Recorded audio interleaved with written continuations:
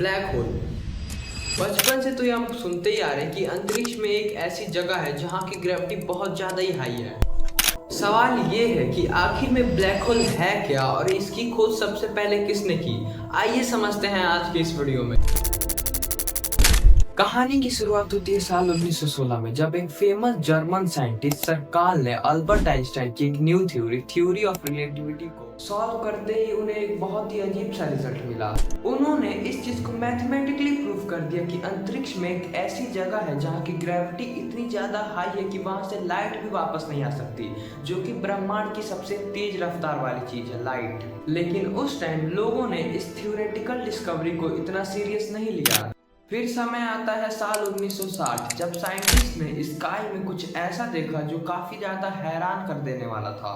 उन्होंने आसमान में कुछ ऐसे स्टार्स को देखा कि जो कि एक्सरेज को एमिट कर रहे थे। इनका बिहेवियर कुछ अलग ही था, जैसे कोई इनविजिबल चीज इन्हें खींच रही हो अपनी तरफ। तब साइंटिस्ट को समझ आया कि ये वही ऑब्जेक्ट हो सकती है जिसे सर कार्ल ने 1916 में डिस्क्राइब किया था, एक ब्लैक होल।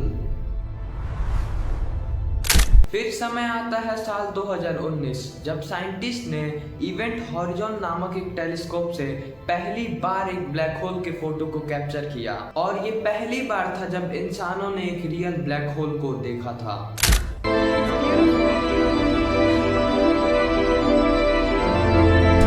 लेकिन ब्लैक होल असल में क्या चीज है? तो देखिए, ब्लैक होल अंतरिक्ष में एक जगह होती है जहाँ की ग्रेविटी इतनी ज्यादा हाई होती है कि वहां से कोई ऑब्जेक्ट बाहर नहीं निकल सकता, इवन लाइट, जो कि इस यूनिवर्स की सबसे फास्टेस्ट चीज है। अब सवाल ये है कि आखिर में ये ब्लैक होल्स बनते कैसे हैं?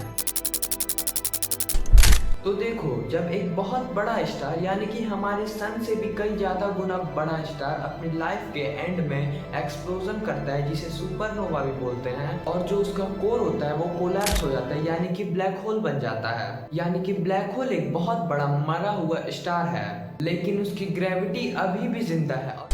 क्या हुआ अगर कोई स्पेसशिप या कोई भी इंसान ब्लैक होल के करीब चला जाए, तो वो एक ऐसे जोन में चला जाएगा जिसे इवेंट हॉरिजॉन भी कहते हैं, और वहां से वापस आना तो इम्पॉसिबल है। आइंस्टीन की थ्योरी के द्वारा हम लोग इस चीज को ऐसे समझ सकते हैं कि अगर कोई बंदा ब्लैक होल के एकदम करीब चला जाता है तो उसके लिए टाइम एकदम स्लो हो जाता है, कोई टाइम ट्रेवल जैसा इफेक्ट।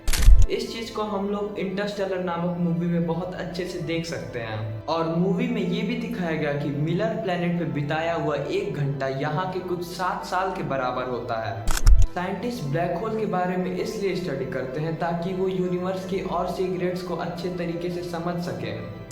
तो ये थी ब्लैक होल की पूरी स्टोरी। अगर तुम्हें अच्छी लगी हो तो लाइक करो, सब्सक्राइब करो, और आशा करता हूँ तुम्हें ये समझ आई होगी।